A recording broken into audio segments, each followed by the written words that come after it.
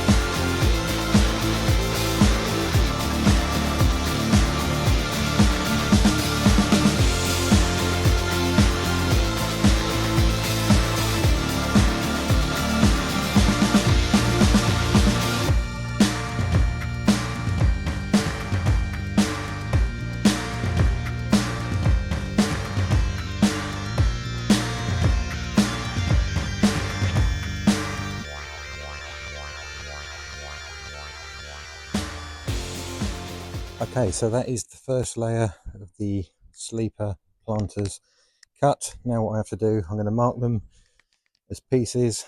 So back right, back left, left side, front right, etc, etc. I'm going to get them on my stands, turn them upside down, blackjack them, leave them overnight to dry, then put them all back down tomorrow, and then I can start building on top of these.